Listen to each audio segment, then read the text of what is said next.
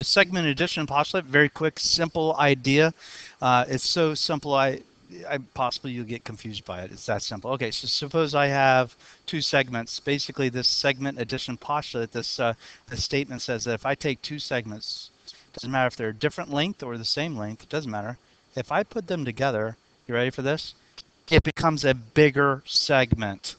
Oh, and I can just add the two pieces together. You know, if the black one is 5 and the red one is 10, and I put them together, lo and behold, 5 plus 10 is 15. This is not a hard section, so let's get started. Probably the most difficult part will be taking the information given in words and turning it into an equation, you know, the algebra stuff. So let's get looking at this one. I see that dt is equal to 40, find the value of x, then find ds and st. This is really important, very typical. Students will find what x is. They'll find that on the A, B, C, D multiple choice answer, and get it wrong because they're not asking you the final answer of x. They're asking you for the final answer of ds and st. So make sure you go back and figure that out. All right, so looking over at this thing, I always take information that's in the drawing, or the information that's in the writing, and put it into the drawing if it doesn't already exist over there. So the way I show that dt is equal to 40 is I do that. Some people might do this.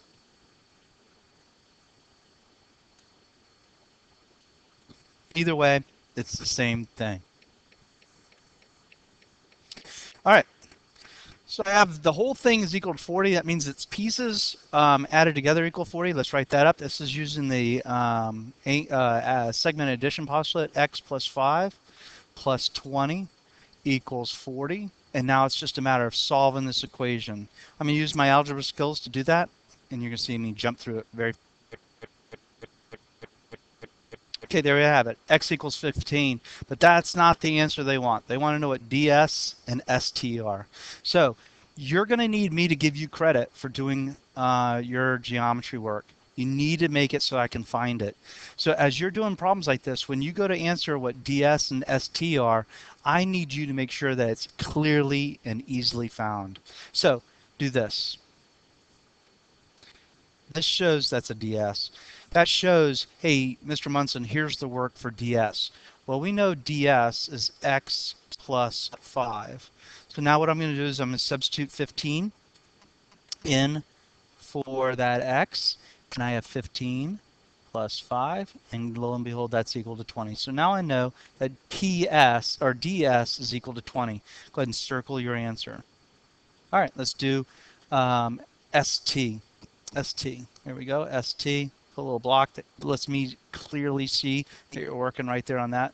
So x, well, that's easy enough. That's equal to 20. Hey, you know what? That's very interesting because since ds and st are exactly the same length, that tells me something very interesting about the point s. That means it's exactly halfway in between. That doesn't always happen, but when that does happen, we have a special term for that. S, the point s, is called a midpoint of segment dt, and we'll talk about that a little bit more here in a second. Off go to the next example. We have dt is equal to 32 and ds is equal to st.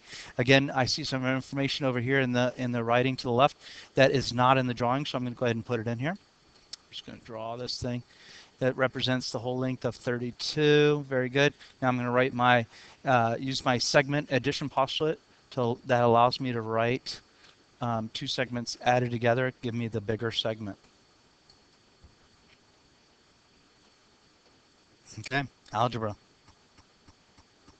So I'm going to work on simplifying the left-hand side. So here's the thing. You can see that I'm doing my algebra in a clear, concise way because I want you to be able to follow me. Hey, listen, I need to be able to give you credit and be able to follow you. So if you don't do it clear and concise, I can't give you credit.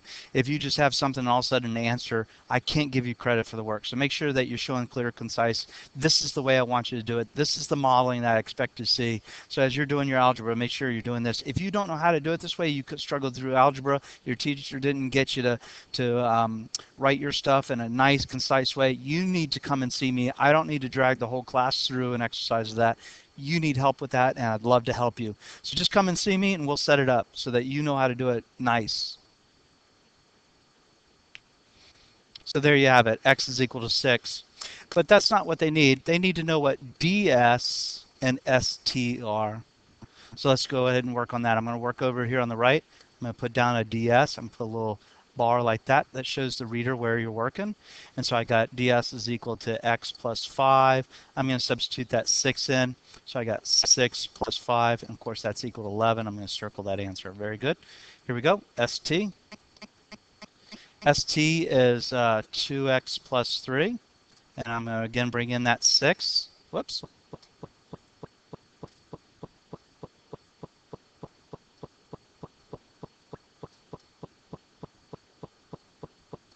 Circle my answer, and there I have it. Okay, here's the next problem that I want you to take a look at. It says points P, Q, and R. Again, I'm going to highlight some notational stuff here. Just keep on repeating it so you got it. Points are always capital letters. Points P, Q, and R are collinear. Collinear means they're all on the same line. With point Q between P and R. In addition, if Q is a midpoint, let me fix that real quick. I'm sorry about that. I used an abbreviation for midpoint that didn't make sense until you've seen it. So let me go back to if Q is a midpoint of segment PR with PQ equals 6y minus 7 and RQ equal to 5y plus 1, then find PR. Okay, seriously, take a look at the writing here. There's some things I really want to point out to you that are just really important in the sense of notation. These are a must. You have to know this. So if it's a matter of going back and listening to this audio over and over and over until you get it, that'd be great. Points are always capital letters.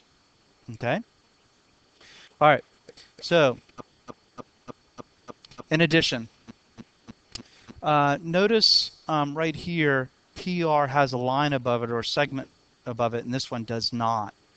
Whenever I'm looking at using the name of a segment, I put what type of object it is, either array, either a line, or in this case a segment. I put that over the top of the two letters that define it.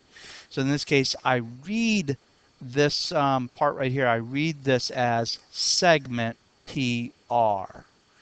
That's because of the notation. But when I look over here where there is no line above it, when I have two letters next to each other like that, I'm simply saying find the length of PR. So I would say this as the length of PR, segment PR, right? Okay, so that's the notation. With a line or segment above it, I say midpoint of segment PR. Without the line, I'm talking about the length of it. So I want you to draw a line like the one down here, this black one. I want you to draw that on your piece of paper. Hopefully you're taking notes. If you have not been taking notes, that's assumed. You're going to be taking notes just like you would in a regular presentation. So if you haven't been taking notes, go back to the beginning and start listening to this audio again and take some notes. So draw yourself a segment like the one here. And then with your ability, read through the words above and see if you can correctly place where P, Q, and R belong. I'm going to do it. I'm going to count to 3. I'm going to go 3, 2, 1, and then the points will appear on the segment. I'm going to encourage you as I start to say 3 to put it on pause. Try to think through this and put them where they need to be. 3, 2, 1. Pause. Hopefully you put it something like that. This matches the words at the top. Point P, Q, and R are collinear. Okay, they're on the same line. And they're between P and R. Now the next thing, if Q is a midpoint, I'm going to pause there and I'm going to put the marks in the drawing that make it so the reader knows it's a midpoint. If you look at Q, Q's not precisely in the middle. I put it as close to the middle as I could, but it's definitely not in the middle. It leans to the left a little bit. But if I put those marks there, that little slash, those vertical slashes there, that shows that they're congruent. I'm going to put 2 here just because we always put 1. I'm going to put 2 here just kind of keep your repertoire of understanding how those marks work. That shows the left side and the right side are congruent. Okay, so it says that PQ is 6y minus 7. So again, I always take information from the drawing and I'll put it into the drawing. Whoops, wrong thing. There you go. Okay, so we're going to take this part and put it in there. So we got PQ is 6y minus 7. And then I'm going to take and put this one in there, 5y plus 1. And I'm going to use the segment addition postulate now to say that these things add up to equal the bigger thing, right? But here's the problem. I don't know how much the bigger thing is. In the problem before, it said that PR or whatever it was equal to 32 or whatever. And I could say this plus this equals PR. But I don't know that. But what I do know is this. It's a mid segment. That Q is a midpoint, I'm sorry.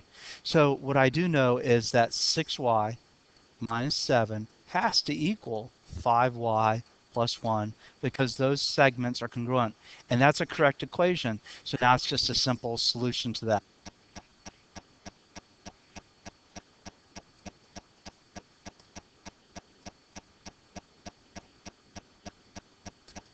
Don't worry about that noise in the background, kiddies. That's our fantastic drum line that happens to practice outside my trailer every day.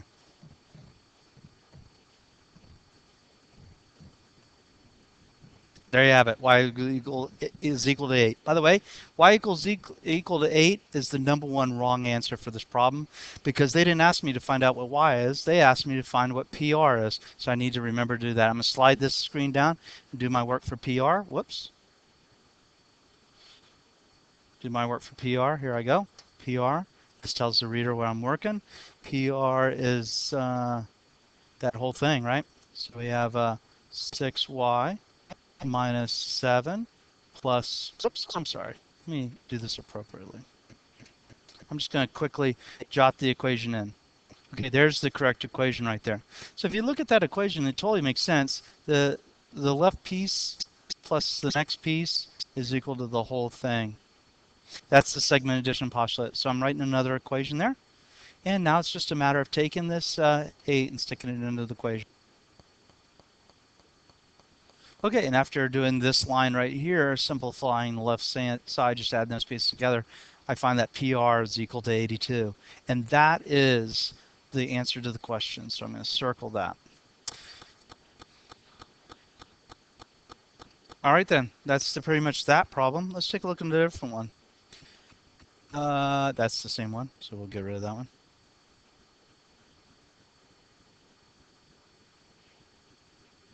Okay, so let's write in some vocabulary for this time. So I'm just going to leave that up there. You put it on pause to write in your vocabulary. Okay, so here is the two problems in this particular section I want you to work on by yourself, on your own. So I'm going to tell you to put it on pause, and I'll have the workout just after when I go 3, 2, 1. You should be in pause by that time. Work through those problems, do the best you can. Make sure you come into class knowing how to do those problems. Are you ready? 3, 2, 1. Okay, you might have jumped to this section right now because you were a little confused on that first problem. I forgot to put some information in. I forgot to jot that part in. So go ahead and I'll count to 3, 2, 1 again. Make sure you have that new information for RT and we're ready to go. 3, 2. So now I'm going to write the equation and then I'm not going to do the algebra. I'm just going to leave that for you to do and you can struggle through that and make sure that you know how to do it.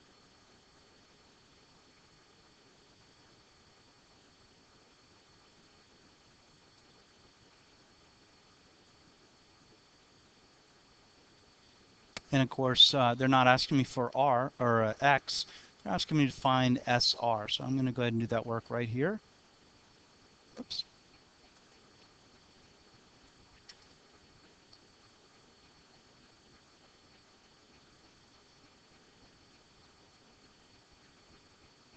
There's my answer.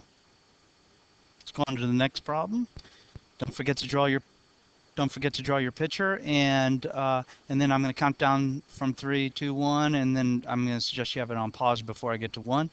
Do the problem, and then come back and check it. 3, 2, 1. All right, there's my drawing. Now, if your drawing looks a little bit different than mine, maybe your Q's on the left or whatever, M has to be in the middle, not because it's a midpoint. It just happens to be that M is between points P and Q. Don't let the names of these segments, the way that I've said MQ is equal to the blah, blah, blah, don't let that be, something that tricks you up or anything. If I call something MQ or QM, it's the exact same segment. So I'm going to continue. I'm going to write my equation and just quickly go.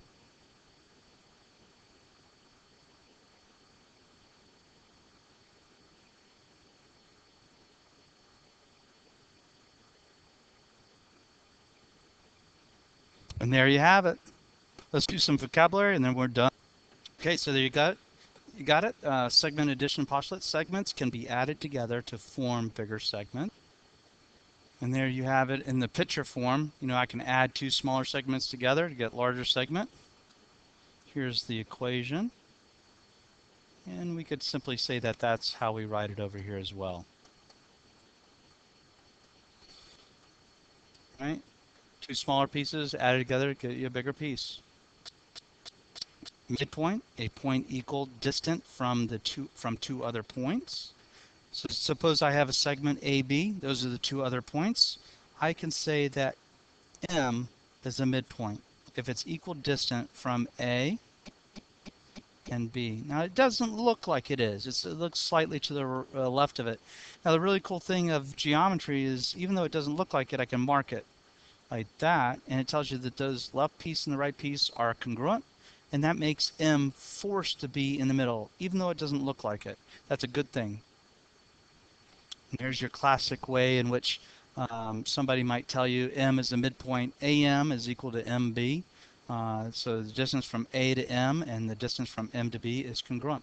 That's it. That's a segment addition postulate. Have a little extra word there, midpoint. We're going to hit on that a little bit in the next class. All right, thanks for